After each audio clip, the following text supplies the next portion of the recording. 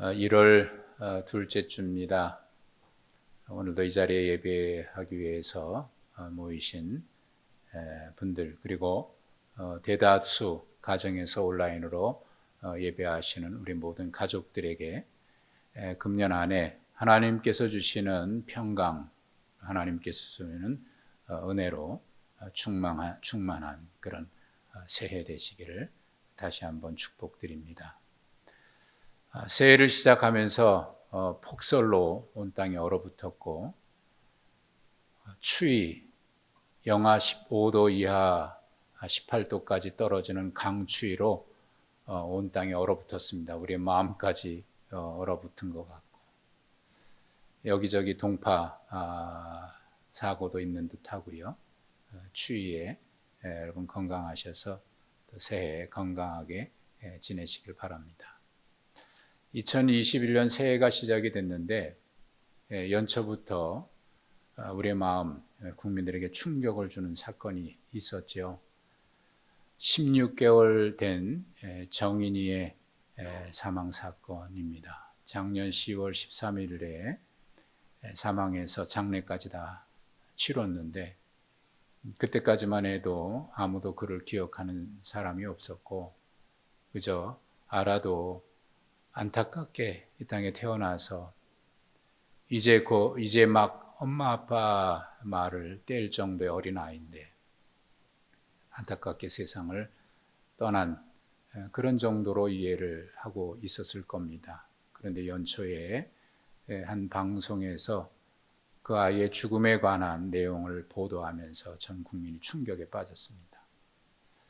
그 아이가 죽을 때 시신을 보니까 두개골 골절부터 시작해서 그 어린 자그만 몸체 안에 적어도 12곳 이상의 뼈가 부러지거나 장기, 내장이 파열된 채 죽었다는 거예요. 도대체 무슨 일이 있었기에 전문가들의 견해에 의하면 지속적인 어떤 구타가 아니고서는 그런 골절과 장기 파열이 있을 수 없다. 그 아이가 죽기 하루 전에 어린이집에 CCTV에 노출된 그 아이의 행동을 보니까 잠시도 가만히 안 있고 뛰어다녀야 될 그 아이가 한쪽 구석에 시리에 빠진 채 말이죠. 삶의 의욕이 없는 것처럼 한쪽 구석에 축 늘어진 채 앉아서 불안하듯 이것저것을 살피는 그 모습을 보면서 제 마음이 숨이 멎는 것처럼, 가슴이 찢어지는 것처럼 아프더라고요. 도대체 무슨 일이 있었나. 더 놀라운 것은 그 아이의 양부모, 입양한 양부모가 어떤 사람인 줄 알게 되면서 충격을 받았습니다. 그 아이는 입양됐는데요, 입양한 부모는 그 양가 부모가 다, 그러니까 정인이의 친할아버지 할머니나 외할아버지 할머니죠, 그 양가가 다 목회자의 가정. 그러니까 입양한 정인이의 그 양부모는 다 목회자 가정에서 자라난 거예요. 그리고 기독교 학교인 한동대학교 졸업하고 대학원까지 공부했고, 그 양부는 CBS 방송에 근무도 했고. 그런데 그 가정에서 이런 일이 벌어졌다는 거예요. 도대체 이해할 수가 없는 거예요. 작년에 8월쯤에 이 정인이가 죽기 한 2달 전쯤이죠. 이 양부모는 한 방송국에서 특별한 가족을 소개하는 그 프로그램에 출연을 했습니다. 거기서 부모 없는 아이, 버려진 아이를 입양해서 키우는 그런 좋은 부모로 소개가 됐던 적이 있습니다. 그래서 많은 사람들에게는 정말 천사 같은 그런 모습으로 비춰졌는데, 알고 보니까 악마 같은 두 얼굴을 가지고 있었던 저는 참 이 사실이 너무나 믿겨지지 않아서 어디까지 믿어야 될까 그 아이가 당한 상처 말이죠. 굉장한 충격이 있습니다. 도대체 그 사람들은 왜 이 아이를 입양한 것일까? 그 질문이 계속 머릿속에서 맴돌았습니다. 어떻게 그런 일이 있을 수 있는지 이해할 수가 없었고요. 그 가정 환경을 보면 그들은 분명 어렸을 적부터 믿음의 가정에서 자라난 것이 틀림없고, 그리고 그들도 아마 예수 그리스도의 은혜를 입어서 하나님의 자녀가 됐다는 고백을 하지 않았을까? 하나님이 함께 계신다는 고백도 그들이 했을까요? 도대체 그들에게 신앙이란 어떤 것일까요? 그들에게 하나님을 믿는다는 것은 도대체 무엇이었을까요? 세상에는 정말 사랑으로 선행을 베푸는 사람들이 많이 있습니다. 이 추위에도 그래도 따뜻한 소식들이 들려와요. 자기는 먹을 거 안 먹고 입을 거 안 먹어서 아끼고 모은 돈 몇 천만 원, 몇 억씩 어려운 이웃들을 위해서 이름도 밝히지 않고 기탁하는 숨은 그런 사람들이 얼마든지 있지 않습니까? 그런 이야기도 들을 때마다 이 추위에도 마음이 따뜻해지는 이유입니다. 그런 많은 사람들이 있지만 그 중에는 이런 것조차도 말이죠. 선행이나 사랑이나 봉사나 이런 것도 어떤 자기의 성공을 위한 어떤 스펙 쌓기로 이용하는 사람들이 있는 것 같아요. 우리 사회가 언제부턴가 대학 입시라든지 어떤 회사에 취직을 할 때에 인성을 중요하게 여기기 시작을 해서 그 사람이 사회에서 어떤 활동을 했고 학교에서 어떤 활동들을 했는지 그런 것들, 봉사활동 이런 것들을 중요하게 여기기 시작했지 않습니까? 인성을 보기 위해서죠. 학교 성적도 중요하지만 그보다 더 중요한 것은 그 사람의 사람됨이기 때문에 그런 것들을 보기 시작했지 않습니까? 그런데 이것이 지금은 이것도 하나의 자기 대학이라든지 대학원이라든지 회사에 취직하기 위하든지 어떤 사회 진출을 하기 위해서 자기 이력서에 넣기 위한 방편으로 스펙 쌓기 위한 도구로 사랑이든지 봉사든지 선행이든지 이런 것들을 행하는 위선적인 그런 모습들이 얼마든지 지금 우리 사회에 드러나고 있잖아요. 이런 것 때문에 우리가 분노하는 거잖아요. 칭찬하고 존경했는데 보니까 다 위선이었더라.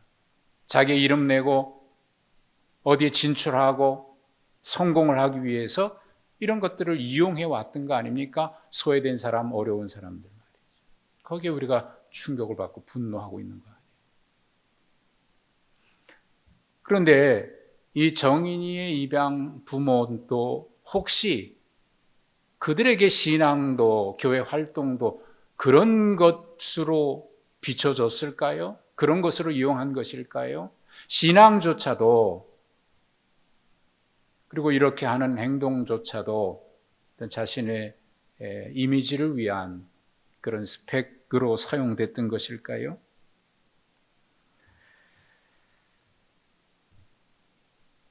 세상은 지금 교회를 향해서 교회가 회개해야 된다는 소리를 하고 있습니다. 교회가 스스로 회개하고 세상을 향해서 회개의 메시지를 외쳐야 되는데 그런 소리는 들리지 않고 오히려 세상이 교회가 회개해야 된다.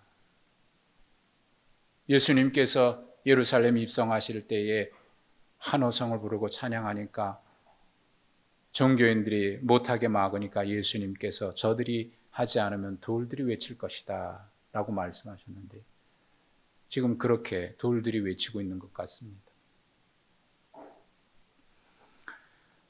마태복음 말씀은 오늘부터 우리가 한 2달 이상 보실 텐데 마태복음 1장은 아브라함과 다윗의 자손 예수 그리스도의 계보다 이렇게 시작을 하고 있습니다. 그리고 예수님의 계보에 대해서 16절까지 쭉 나열을 하고 있습니다. 아브라함과 다윗은 유대인들에게 매우 특별한 사람들입니다. 그들에게 아브라함이라고 하면 선택받은 백성, 언약 백성이고요. 그리고 아브라함의 후손이라고 하면 선택받은 하나님의 백성이라고 하는 뜻으로 그들에겐 이해가 되는 거죠. 다윗도 역시 마찬가지입니다. 다윗 하면 그들은 다윗의 시대는 이스라엘 역사에 있어서 최전성기였고요. 그리고 그 강력한 왕권으로 인해서 평화를 구가하던 시대입니다. 그래서 다윗의 후손이라고 하면 그들은 어떤 것을 기대했냐면 다윗 왕과 같은 그런 시대로 다시 이 나라를 부흥시키고 우리를 잘 살게 할 수 있는 그런 메시아를 얘기할 때 다윗의 후손 하면 그들은 그렇게 생각을 했던 겁니다.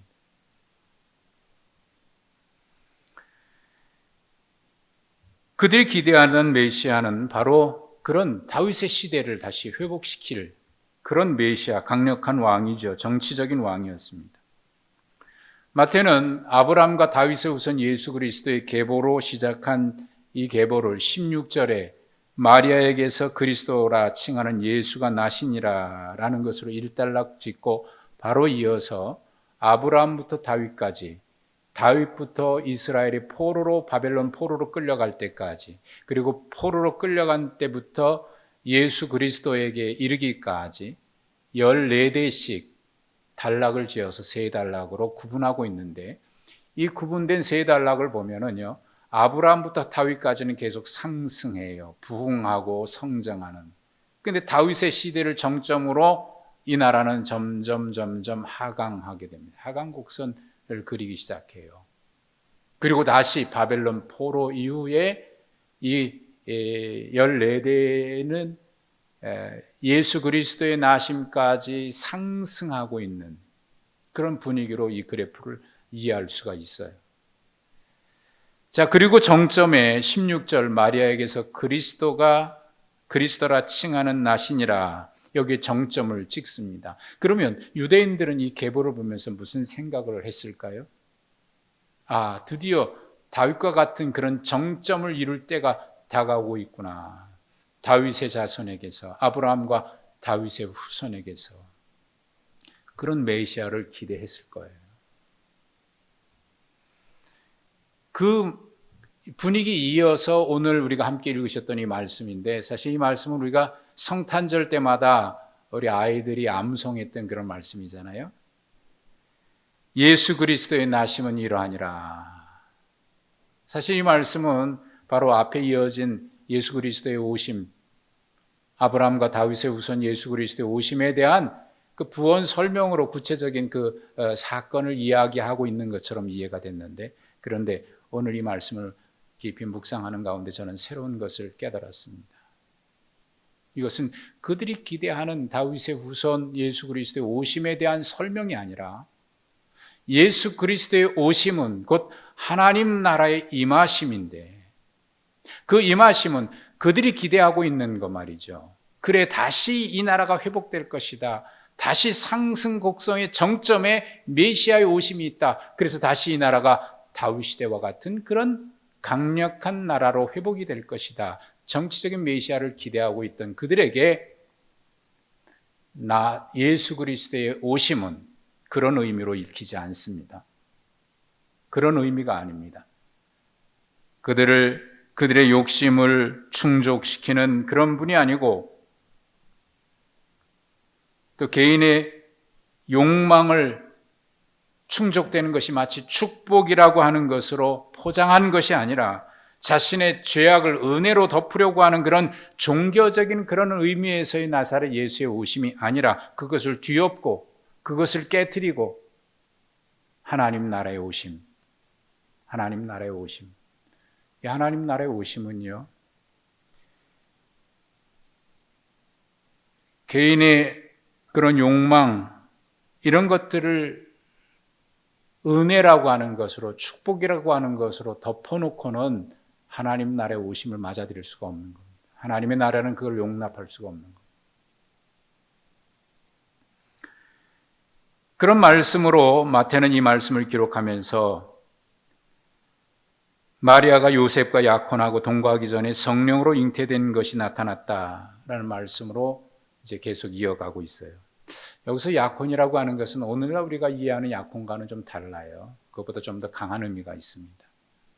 유대에게 있어서 이 약혼은 때로는 성경에 이걸 정혼이라고 번역하기도 하는데, 이것은 증인들 앞에서 약혼을 하게 되면 그것은 법적 효력이 즉시 발효가 되는 겁니다. 그래서 법적 절차를 통해서 이혼하지 않고서는 이혼할 수 없는, 파혼할 수 없는 그런 효력을 가져요. 그래서 남자나 여자나 다 아내로서 남편으로서의 그런 권리가 시작이 되는 거예요. 법적으로 그렇게 발효가 되는 겁니다. 그러나 이제 약혼을 하고 나서 1년 정도 뒤에 보통 혼례를 하게 되는데 그 기간까지는 약혼한 그 남녀가 다 양가 부모님의 집에서 이제 헤어져 살면서 1년 뒤쯤에 이제 혼례를 하게 되는 데까지 서로 함께 동거하지 않고 살게 됩니다.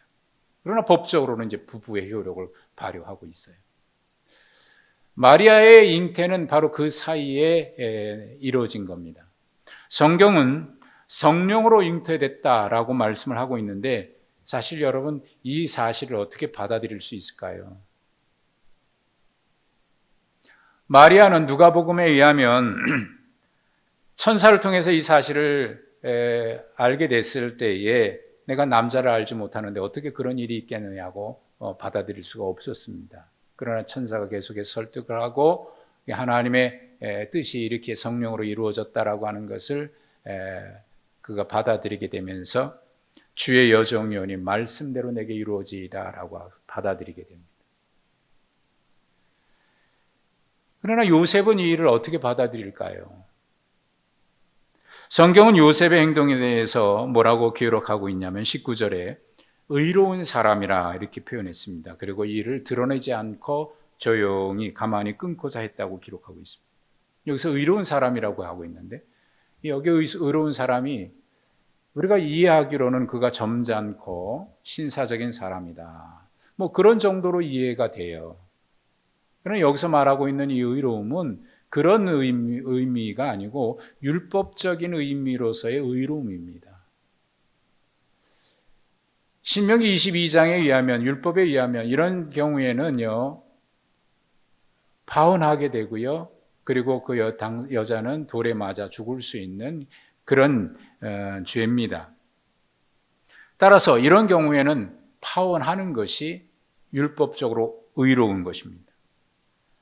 그가 관계를 끊는다고 하는 것은 사랑한 사람에 대한 배반 때문에 그런 분노 때문이 아니라 율법의 규정을 지켜야 되는 종교적인 확신 때문입니다. 아무리 그가 사랑해서 용납하고 묵인하고 혼인한다고 해도 그건 율법에 의해서 요셉에게 주어진 권리가 아닙니다. 그에게는 그럴 권리가 없습니다. 그것은 율법적인 그 시대에는 큰 죄입니다. 그와 그의 가문이 큰 죄를 짓는 겁니다. 따라서 그는 율법에 대한 헌신, 유대 사회에서 율법의 사람이라고 하는 것은 매우 중요한 의미를 갖고 있는데 그가 율법의 사람으로서 내가 율법을 사랑하고 율법에 대해서 헌신하고 있는 것이 마리아를 사랑하는 것보다 더 강하다라고 하는 것을 보여주어야 합니다. 그것이 율법의 의로움입니다. 그런데 오늘 성경은 그가 조용히 가만히 끊고자 했다라고 기록을 하고 있습니다. 그랬는데 그가 갑자기 그의 결심을 바꿔서 마리아를 데려오기로 합니다.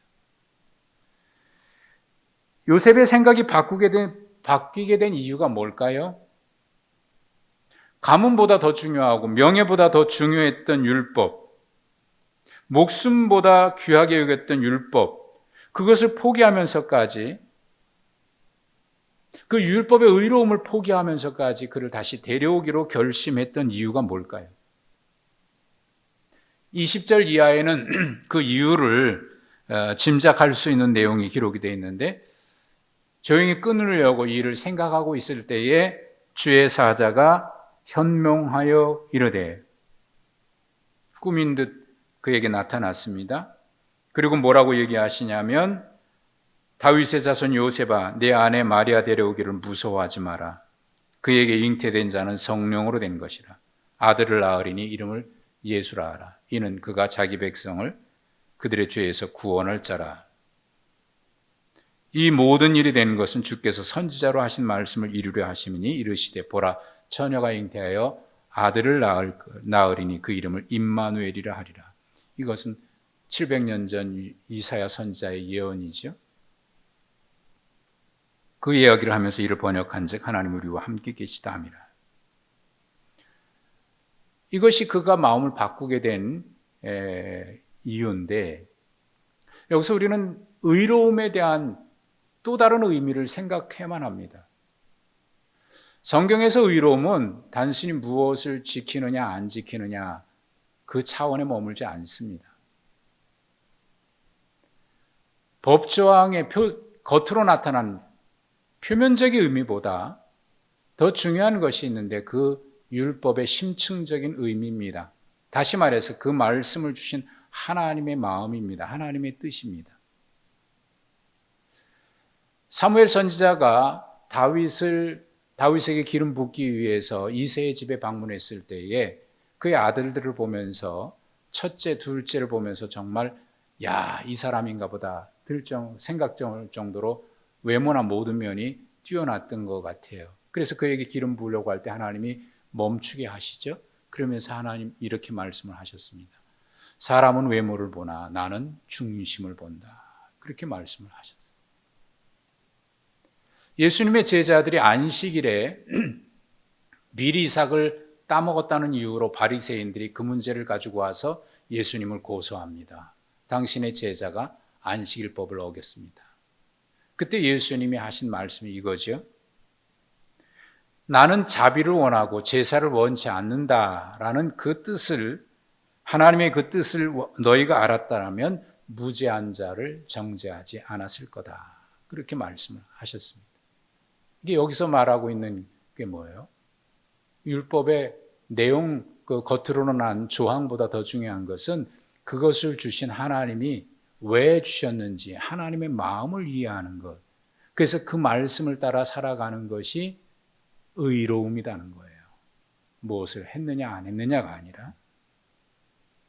어쨌든 이 천사의 지시를 따랐고 24절에 그가 마음을 바꿔서 천사의 주의 사자의 분부대로 행해서 마리아를 데려오기 시작합니다. 그러니까 야곱이 결심을 바꾼 것은 바로 천사의 분부대로예요. 그가 자신의 결심을 내려놓고 마리아를 데려오게 된 것은 그가 목숨보다 귀하고 명예보다 더 소중하고 가문보다 더 중요하게 여겼던 율법의 의로움, 율법의 사람으로서의 율법의 의로움, 그것이 그에게 있어서 어느 때보다 중요하고 목숨같이 중요하던 시대입니다. 그런데 그것을 포기하고 다시 마리아를 데려오기로 결심했던 이유는 바로 하나님의 말씀이었어요. 그리고 그 받아들임을 통해서, 내려놓음과 받아들임을 통해서 하나님의 뜻이 이루어지게 되죠. 이것이 바로 예수 그리스도의 나심으로 이어지는 이 하나님의 임하심입니다. 하나님 나라의 임하심입니다. 하나님의 나라는 자기 포기와 받아들임을 통해서 이루어집니다. 하나님의 나라는 자신을 뒤집지 않는 거짓을 절대로 용납될 수가 없습니다. 하나님의 나라는 자기를 포기하고 하나님의 말씀을 받아들이면 들임으로 이루어지는 겁니다. 자기 포기와 받아들임. 사실 우리는 하나님의 뜻이라고 스스로 생각하면서도 이렇게 할 때가 많습니다. 하나님, 알겠는데 이거 내게서 그냥 지나가면 안 됩니까? 예수님이 기도하셨듯이 할 수만 있거든 이거 지나가면 좋겠습니다. 하나님은 그런 것도 능히 하실 수 있는 분 아닙니까? 또 그때는 그렇게 얘기를 해요. 하나님 능치 못함이 없으니까 이건 내게서 지나가고 이 일 아니고도 내가 아니고도 또는 이 방법이 아닌 다른 방법으로도 얼마든지 하실 수 있는 거 아닙니까? 그래서 할 수만 있거든 이것은 내게서 지나가게 하옵소서. 그렇게 얘기해요. 하나님의 뜻을 받고도 하나님의 감동이 있고도 그런 생각을 해요. 사실 저도 오래전에 그런 기도를 했던 적이 있습니다. 하나님, 할 수만 있으면 이 잔을 내게서 지나가게 하옵소서. 끊임없이 그 문제 가지고 기도했습니다. 그러나 마음속에 계속해서 떠오르는 것은 뭐냐면 그러나 나의 뜻이 아니라 아버지의 뜻대로 이루어지기를 원합니다. 근데 이 기도가 안 돼요. 마음에는 그것이 끊임없이 오는데 입술로 할 수는 있어도 마음의 동의가 안 되는 거예요. 끊임없이. 저는 그때 기도가 씨름이라는 것을 알았습니다. 기도가 씨름인 것은 하나님과 싸워서 이기는 씨름이 아니라 하나님의 뜻은 분명한데 내가 그것을 피하고 싶어서 할 수만 있거든 하나님 이거 지나가게 해 주십시오. 아버지의 뜻은 알지만 아버지의 뜻보다는 내가 원하는 것이 더 좋고 그거 힘들어서 복종하기 힘들고 그러니 아버지의 뜻이 아니라 이것 할 수만 있으면 지나가게 돼.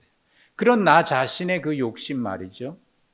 내 생각 이거를 하나님 앞에 굴복시키는 씨름이 바로 기도인 거예요. 그게 기도, 씨름으로 표현된 기도입니다. 결국 하나님은 야곱의 환도뼈를 치시면서 그를 복종시키셨죠. 그렇게 하나님은 저를 치셔서 저로 하여금 이 모든 것을 내려놓고 주의 뜻을 받아들이게 하셨어요. 씨름 끝에 제 마음으로 기꺼이 아버지 알겠습니다. 주의 뜻대로 이루어 주십시오. 그렇게 고백하는 그 순간, 그렇게 마음으로 기도하는 그 순간 놀라운 일이 벌어졌는데요. 제 마음속에 참된 기쁨과 평화가 찾아오기 시작한 겁니다. 아, 이게 주님의 축복이구나.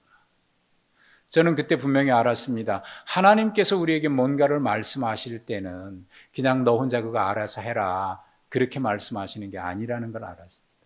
하나님께서 우리에게 뭔가를 말씀하실 때는 내가 너와 함께 하겠다고 하는 약속이 그 명령에는 그 하나님의 지시에는 이미 담겨져 있는 겁니다. 하나님께서 여러분에게 뭔가를 하라고 마음에 감동을 주거나 하나님께서 여러분 마음속에 그런 말씀이 임했거나 그렇게 되면 그것은 그냥 하라고 하는 의무가 아니라 그것을 할 수 있도록 하나님이 나와 함께 계시겠다고 하는 그 약속이 포함되어 있는 겁니다. 그리고 그 말씀에는 하나님이 우리에게 주시려고 하는 축복이 이미 담겨져 있는 겁니다. 그러니까 아브라함에게 가라고 말씀하실 때는 하나님께서 아브라함과 함께 하시겠다고 하는 약속이 있는 것이고 그 말씀을 따라 갔을 때 너에게 주려고 하는 축복도 내가 이미 갖고 있다. 이것이 이미 하나님이 가라고 할 때 그 말씀에 담겨져 있는 거예요. 근데 사실 우리는 그것을 받았을 때 그것을 알지 못하고 먼저 다가오는 것은 그거 하기 힘든데 내 계획이 있고 내 생각이 있는데 그러다 보니까 하나님의 그 약속을 이해하지 못할 때가 있어요. 받아들이지 못할 때가 있어요. 분명 그 말씀에는 하나님이 함께 하시겠다는 약속이 있는 거고 축복이 있는 건데 우리는 당장 그 말씀 때문에 그걸 이해하지 못합니다. 그래서 우리 마음속에 할 수 없다는 말이 나오는 거고 원망이 나오는 거고 불평이 나오는 거고 부정적인 말이 나오는 거예요. 근데 사실 우리는 그것을 이해하지 못하지만요. 마귀는 그걸 먼저 알아요. 거기에는 하나님이 함께 하시는 축복이 있고 약속이 있다는 사실을 알기 때문에 우리에게 자꾸 할 수만 있거든 이 잔을 지나가게 하소서라고 하는 마음이 먼저 떠오르는 거고요. 이런저런 핑계대는 거고 불평하고 원망하게 되는 거예요. 여러분 말 때문에 우리가 스스로 망하는 경우가 얼마나 많아요?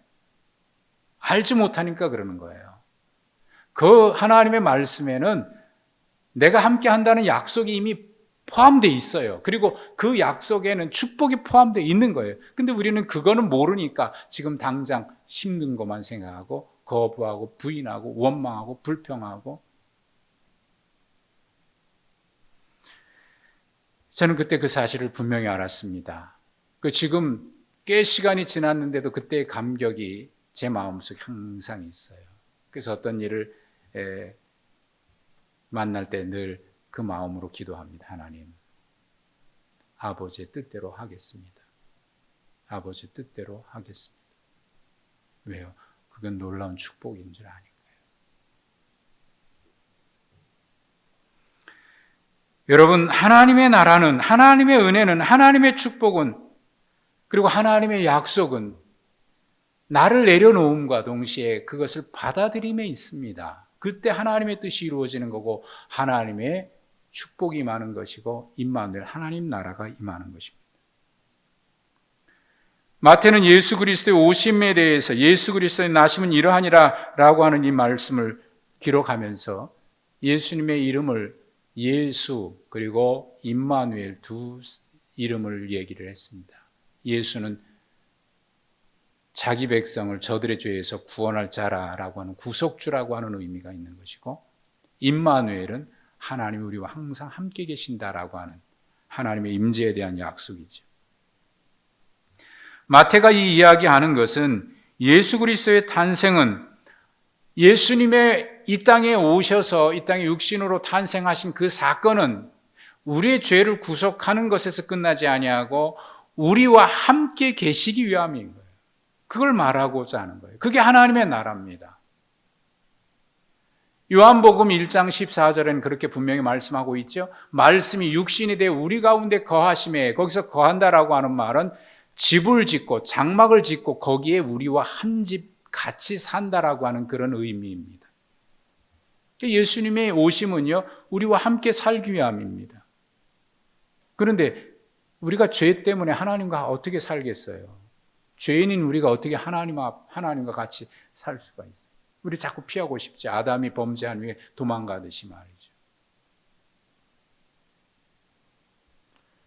그래서 우리의 죄를 구원하기 위해서 예수 그리스도로 이 땅에 오셔서 우리의 죄를 위해서 십자가에 죽으신 사건이고, 그래서 우리의 죄를 씻으신 다음에 우리와 함께 하시는 임마누엘로 함께 살기를 원하시는 거예요. 그래서 로마서에도 분명히 말씀하고 있죠. 하나님은 우리를 의롭다 하실 뿐만 아니라 하나님은 우리를 의롭다 하신 다음에 하나님과 함께 화평을 누리고 하나님과 함께 기쁨으로 살아가기를 원하시는 게 이게 구원이거든요. 그런데 오늘날 우리는 예수 그리스도의 죄 사함만 얘기하고 그 다음에 하나님과 함께 사는 임마누엘은 가기 싫어합니다. 앞서 말씀드렸던 그 정인이 양부가 혹시 그런 건 아닐까? 죄 사함 받은 건 얘기해요. 그런데 하나님과 함께하는 삶은 없어요. 임마누엘은 싫은 거예요. 거기서 끝입니다. 여러분, 구원은 예수 그리스도로 은혜로 말미암아 우리가 하나님과 함께 살 수 없는 죄인 된 우리가 구속고 죄사함을 받아 하나님의 자녀가 되고, 그래서 하나님과 함께 살아가는 임마누엘까지 이어지는 것이 이게 구원의 참된 의미고 주님이 이 땅에 오심 사건입니다. 그래서 마태는 1장에 임마누엘을 얘기하면서 28장 마지막 20절에 주님의 약속으로 끝납니다. 내가 세상 끝날까지 너희와 항상 함께 있겠다. 임마누엘로 시작해서 임마누엘. 여러분, 임마누엘이 가장 큰 축복입니다. 거기에는 엄청난 축복이 있어요. 하나님과 함께 살아갈 때 누리는 축복이죠. 근데 우리는 그걸 싫어하니까 그저 내 마음대로 하고 싶어가지고 구속 받은 것만 좋아하고 그 다음에 내가 하나님과 함께 살아가는 삶을 안 하려고 해요. 2021년 새해 한 해를 살아가면서 여러분, 하나님이 우리에게 주시는 가장 큰 축복, 그것은 임마누엘입니다. 여러분, 하나님과 함께 살아가는 임마누엘의 축복이 있기를 바랍니다. 가정에서 어디든지 어떤 삶이든지 여러분 개인의 삶이든지 항상 하나님과 함께하는 임마누엘의 축복 누리시면서 살아가는 복된 한 해 되시기를 주님의 이름으로 축복합니다. 하나님 아버지 감사합니다. 하나님과 살 수 없는 죄인된 저희들, 에덴 동산에서 쫓겨나듯 하나님과 살 수 없는 죄인된 저희들, 우리를 구속하셔서 다시 하나님 백성 삼으시고 하나님과 함께 살아갈 수 있도록 우리를 구속하셔서 하나님의 자녀 삼으신 예수 그리스도의 구속의 은혜로 말미암아 이제 임마누엘 하나님과 함께 살아가는 놀라운 은혜와 축복을 받게 됐습니다. 하나님, 임마누엘 하는 삶이 우리 속에 늘 있게 하여 주시사 늘 주님과 함께 동행하는 임마누엘의 축복이 항상 있게 하여 주시옵소서.